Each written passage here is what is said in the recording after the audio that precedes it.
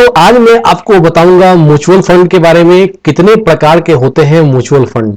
देखिए दोस्तों, आज के समय में बहुत सारे ऐसे लोग हैं जो कि इन्वेस्टमेंट करना चाहते हैं, लेकिन वो हमेशा सोचते हैं कि कोई आसान तरीका हो जिससे हम अपना इन्वेस्टमेंट कर सकें। तो आज के समय में इन्वेस्टमेंट करने का सबसे आसान तरीका जो है वो म्यूचुअल फंड है। गवर्नमेंट भी समय समय पर हम लोगों को एडवाइस करती है कि म्यूचुअल फंड में इन्वेस्टमेंट करना चाहिए। तो ऐसा क्यों होता है, इस चीज को समझने के लिए सबसे पहले आपको म्यूचुअल फंड को अच्छे तरीके से समझना होगा। तो भैया, म्यूचुअल फंड क्या होता है? तो बहुत सारे लोगों से जो पैसा उधार लिया जाता है उसको म्यूचुअल फंड कहते हैं। और इसके जरिए जो एएमसी होती है, एएमसी का फुल फॉर्म होता है एसेट मैनेजमेंट कंपनी। ठीक है, तो एसेट मैनेजमेंट कंपनी आपके पैसे को प्रोफेशनल तरीके से जो है इन्वेस्ट करती है और फिर इंटरेस्ट के साथ जो पैसा है वो आपको वापस करती है, ये एएमसी कंपनी। तो यहां पर जो एसेट मैनेजमेंट कंपनी एएमसी है वो म्यूचुअल फंड के पैसों को मैनेज करने के लिए ऑथराइज होती है। तो ये एक तरह का फर्म होती है, कंपनी होती है। हमारे देश में बहुत सारे एएमसी हैं, जिसमें कुछ फेमस एएमसी है SBI mutual fund, ICICI prudential, Motilal Oswal. तो ये कुछ फेमस एएमसी हैं। ठीक है, इसके अलावा भी और भी हैं। तो हमने यहाँ पर म्यूचुअल फंड को जाना, लेकिन म्यूचुअल फंड जो है कितने प्रकार के होते हैं इसको थोड़ा समझते हैं। तो यहाँ पर देखिए, म्यूचुअल फंड जो है बेसिस ऑफ एसेट क्लास, इसमें जो म्यूचुअल फंड होते हैं वो है डेब्ट mutual fund, equity mutual fund, hybrid mutual fund. दोस्तों, अगर आप म्यूचुअल फंड और शेयर मार्केट के बारे में और भी ज़्यादा जानकारी चाहते हो तो मैं आपको रेकमेंड करता हूँ Kuku FM app. Kuku FM app India का लीडिंग ऑडियो शोज प्लेटफॉर्म है, जिसको गूगल प्ले स्टोर में 4.5 प्लस का रेटिंग मिला हुआ है। और यहाँ पर आपके लिए 4000 से भी ज़्यादा ऑडियो बुक समरी जो है अवेलेबल है, जिससे आप नॉलेज ले सकते हो। और कुकू एफएम ऐप का एकमात्र उद्देश्य है आपके लाइफ को सही दिशा में ट्रांसफॉर्म करना ऑडियो लर्निंग के माध्यम से। कुकू एफएम ऐप के द्वारा आप ऑडियो बुक समरी को अपने रीजनल लैंग्वेज में सुन सकते हो, कभी भी और कहीं पर भी। अगर आप शेयर मार्केट और म्यूचुअल फंड के बारे में और भी ज़्यादा जानकारी चाहते हो तो स्क्रीन पर दिए गए बुक समरी को जरूर सुने कुकू एफएम ऐप पर जाकर। यह एक मेड इन इंडिया ऐप है। आप वाइफ हो चाहे हस्बैंड, बिजनेसमैन या स्टूडेंट, हर फैमिली मेंबर्स को लाइफ में ग्रो करने के लिए नॉलेज की ज़रूरत होती है, और इस ज़रूरत को पूरा करता है कुकू एफएम का ऑडियो शोज। इसीलिए हम आपके लिए लाए हैं हर घर कुकू एफएम। हमारे घर में तो सब सुनते हैं और हम चाहते हैं कि आपके फैमिली मेंबर में भी सब लोगों को अनलिमिटेड एक्सेस मिले इस नॉलेज का। इसीलिए हम आपको यहाँ दे रहे हैं 50% का डिस्काउंट इसके ईयरली सब्सक्रिप्शन पर। इसका ओरिजिनल प्राइस है 399, जो कि केवल आपको 199 रुपीज़ में मिल जाएगा। इसके लिए कूपन कोड घर50 इस्तेमाल करें, जो आपके स्क्रीन पर दिख रहा है और वीडियो के डिस्क्रिप्शन में मैं डाल दूंगा। याद रखिए, ये ऑफर 11 जून से 19 जून तक है, इसका फायदा उठाइए। लौटते हैं वीडियो पर। बेसिस ऑफ स्ट्रक्चर, स्ट्रक्चर के बेसिस पर जो है ओपन एंडेड, क्लोज्ड एंडेड, और बेसिस ऑफ फंड मैनेज, उसके आधार पर जो है वो है एक्टिवली मैनेज्ड म्यूचुअल फंड और पैसिवली मैनेज्ड म्यूचुअल फंड। और यही नहीं, इसके अलावा भी जो है कुछ म्यूचुअल फंड्स होते हैं, जैसे कि international fund, real estate fund, gold fund, exchange trader fund. तो ये सब भी कुछ म्यूचुअल फंड है। तो यहाँ सबसे पहले एसेट क्लासेस के हिसाब से जो म्यूचुअल फंड है उसमें इक्विटी म्यूचुअल फंड है, उसको सबसे पहले समझते हैं। तो आपका जो इक्विटी म्यूचुअल फंड है, इसके भी बहुत सारे प्रकार हैं। Large cap fund, mid cap fund, small cap fund, sector fund, diversify equity fund, dividend yield scheme, ELSS, thematic fund. ठीक है, तो सबसे पहले लार्ज कैप फंड को समझते हैं। इसका मतलब ये है कि लार्ज मार्केट कैपिटल की कंपनियों में इन्वेस्ट करने वाले जो फंड होते हैं उनको लार्ज कैप फंड कहा जाता है। तो लार्ज मार्केट कैपिटल कंपनियां जो है वो होती हैं जिनका मार्केट कैपिटल जो है 1 लाख करोड़ से ज्यादा होता है। एग्जाम्पल के तौर पर रिलायंस इंडस्ट्री हो गया, टीसीएस हो गया, एल&टी कंपनी हो गया। तो ये कुछ एग्जाम्पल्स हैं। अगर किसी तरह का फाइनेंशियल क्राइसिस भी हो जाता है उसके दौरान भी लार्ज कैप कंपनियों के पास जो है अच्छा खासा जो है पैसा रहता है। इसलिए लार्ज कैप कंपनियों में स्मॉल कैप और मिड कैप के कंपनियों से अगर तुलना करोगे तो इसमें जो है कम रिस्क होता है। कम रिस्क तो होता ही है, लेकिन कम रिस्क होने के चलते थोड़ा सा ग्रोथ भी इसका जो है कम होता है ना, क्योंकि पहले से ही ये कंपनियां बहुत ज्यादा एस्टैब्लिश्ड होती हैं। इसके बाद आपका आता है मिड कैप फंड। तो मिड कैप कंपनियों में इन्वेस्ट करने वाले जो म्यूचुअल फंड होते हैं उनको आपको मिड कैप फंड कहा जाता है। और मिड कैप फंड में ऐसी कंपनियां आती हैं जिनका मार्केट कैपिटल 5,000 करोड़ से ज्यादा और 1 लाख करोड़ से जो है कम होता है। इस तरह के जो म्यूचुअल फंड होते हैं उसमें बहुत ज्यादा रिस्क नहीं होता है और यहाँ पर ग्रोथ भी जो है आपका बहुत ज्यादा नहीं होता है। इसके बाद स्मॉल कैप फंड होता है। तो जब स्मॉल कैप कंपनी में म्यूचुअल फंड इन्वेस्टमेंट किया जाता है तो उसको स्मॉल कैप फंड कहा जाता है।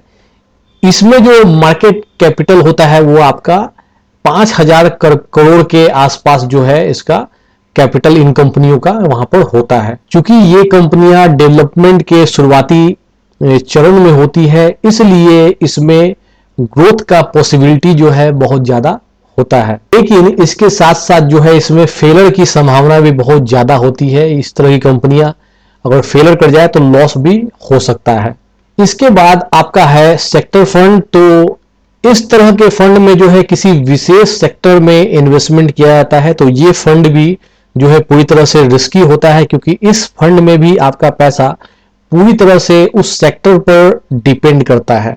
अगर आपका पैसा उस सेक्टर में लग गया है जो अच्छी तरह से परफॉर्म नहीं कर रहा है तो आपको यहां पर जो है नुकसान हो सकता है। इसके बाद है आपका डाइवर्सिफाई इक्विटी फंड। तो यह फंड में होता क्या है कि आपका जो पैसा होता है डिफरेंट सेक्टर्स और अलग अलग मार्केट कैपिटल वाले कंपनियों में जो है आपका फंड इस इन्वेस्टमेंट यहां पर किया जाता है।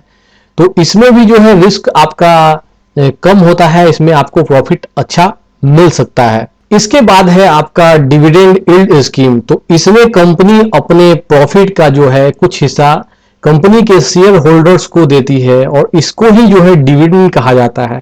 वैसे कोई कंपनी डिविडेंड देगा या न देगा यह तो कंपनी के ऊपर डिपेंड करता है, यह कोई जरूरी नहीं होता है।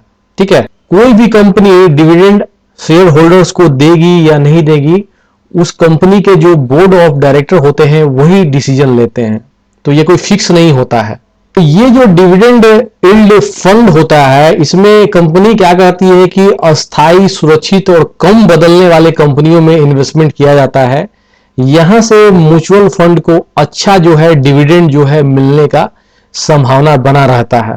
उसके बाद आपका आता है ELSS, equity linked saving scheme. तो ये जो है एक तरह का टैक्स सेविंग स्कीम है और इस स्कीम में 3 साल से कम समय तक जो है आप इसमें इन्वेस्टमेंट नहीं कर सकते हो। इसमें आपका इन्वेस्टमेंट एक तरह से लॉक रहता है। तो पैसे आपका जो है 3 साल के लिए लॉक हो जाएगा, उसको आप निकाल नहीं सकते हो। और इस स्कीम में जो है सेक्शन 80C जो होता है उसके तहत 1.5 लाख तक जो है रिटर्न जब फाइल करते हो तो आपको इनकम टैक्स जो है उस पर आपको यहां पर छूट मिलता है।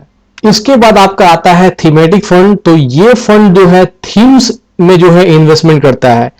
एग्जाम्पल के तौर पर जो है HDFC हाउसिंग अपॉर्चुनिटी फंड है एक, वो आपका एक थीमेटिक जो है फंड है। ठीक है, क्योंकि यह थीमेटिक फंड है तो ये हाउसिंग थीम्स जो होते हैं उसमें ही यह इन्वेस्टमेंट करता है। इस तरह के फंड में जो इन्वेस्टमेंट होता है वो जैसे कि आपका सीमेंट कंपनी हो गया, पेंट कंपनी हो गया, कंस्ट्रक्शन कंपनी हो गया, तो इस तरह के कंपनी में जो है वो इन्वेस्टमेंट होता है। इसके बाद जो एसेट क्लासेस में ही दूसरा फंड है आपका डेब्ट इंस्ट्रूमेंट फंड। तो इसके बारे में मैं आपको बता दूं, तो जो फंड आपका denture, bond, certificate of deposit, तो इस तरह के डेब्ट इंस्ट्रूमेंट में जो है इन्वेस्टमेंट करते हैं उनको जो है डेब्ट इंस्ट्रूमेंट फंड कहा जाता है।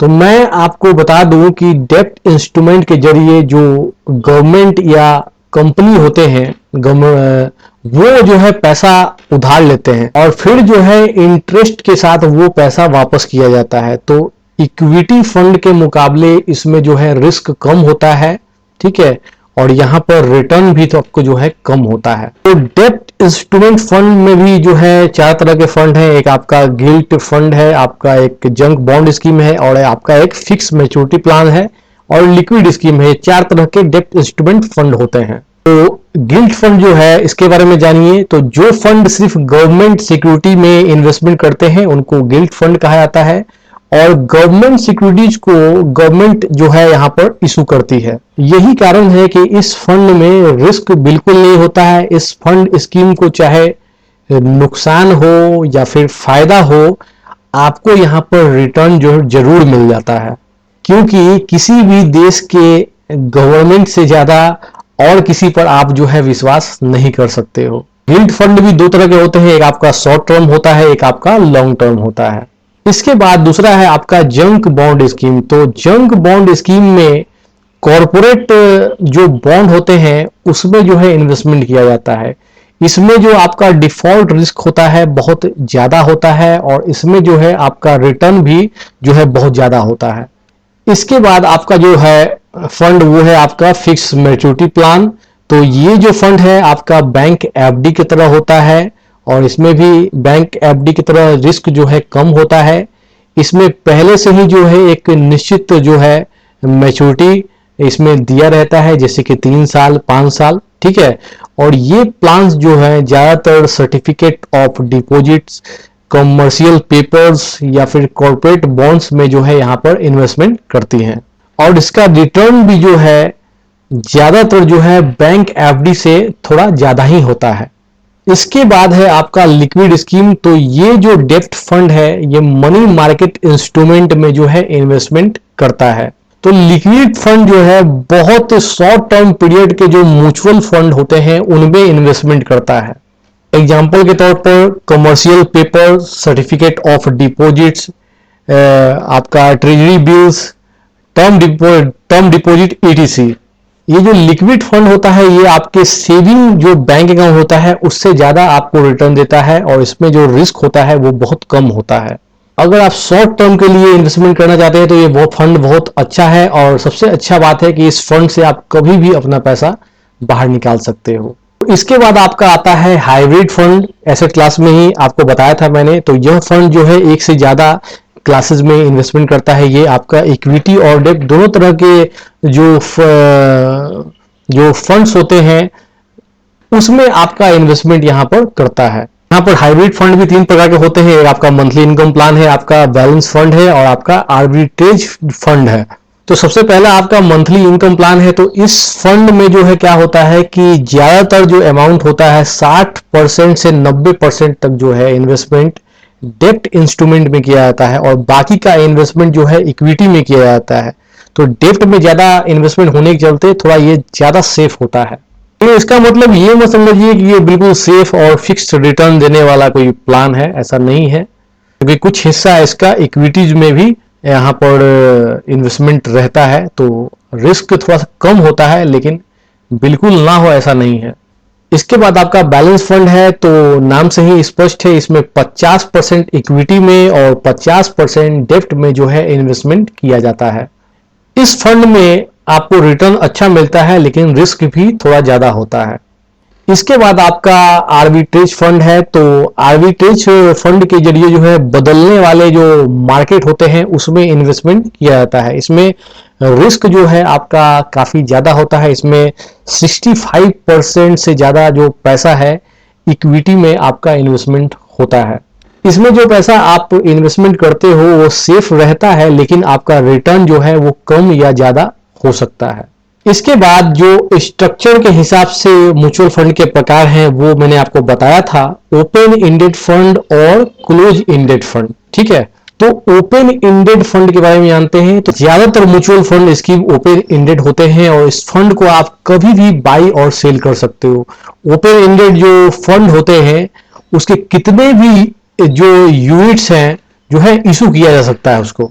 इसके बाद आपका है क्लोज इंडेड फंड। तो बहुत कम म्यूचुअल फंड जो है क्लोज इंडेड वाले होते हैं यहाँ पर। इस तरह के म्यूचुअल फंड में एक फिक्स यूनिट के साथ जो है यहाँ पर म्यूचुअल फंड आपको मिलते हैं और इस तरह के म्यूचुअल फंड को आप कभी भी जो है बाई और सेल नहीं कर सकते हो। ठीक है, जब इस तरह के फंड अपना न्यू फंड ऑफर, जिसको हम NFO कहते हैं, इस तरह के ऑफर जब लेके आएगी तभी आप इस फंड में जो है इन्वेस्टमेंट कर सकते हो। अगर आपको इस फंड को बेचना होगा तो आपको सबसे पहले उसके मैच्योरिटी तक जो है आपको उसका इंतजार करना होगा, उसके बाद ही आप सेल कर सकते हो। इसके बाद फंड मैनेज करने के हिसाब से दो तरह के म्यूचुअल फंड हैं। एक आपका मैंने बताया था एक्टिवली मैनेज फंड और दूसरा आपका पैसिवली मैनेज फंड। तो एक्टिवली मैनेज फंड में इन्वेस्टमेंट से जुड़े हुए सभी डिसीजन जो होते हैं वो फंड मैनेजर लेता है। इस फंड में जो है फंड मैनेजर एक्टिव होकर जो है काम करता है, जैसे कि किस स्टॉक में हमको इन्वेस्टमेंट करना है, कैसे कैसे फंड में इन्वेस्टमेंट करना है, ये सारा डिसीजन जो है फंड मैनेजर वहां पर लेता है। इसके बाद आपका पैसिवली मैनेज्ड फंड होता है। तो इस फंड में इन्वेस्टमेंट जो है फंड मैनेजर के माध्यम से नहीं किया जाता है। इसमें फंड किसी भी इंडेक्स, सेंसेक्स या निफ्टी में जो है इसमें इन्वेस्टमेंट कर दिया जाता है और जो भी रिटर्न होते हैं वो डिपेंड करता है इंडेक्स पर। थैंक यू दोस्तों।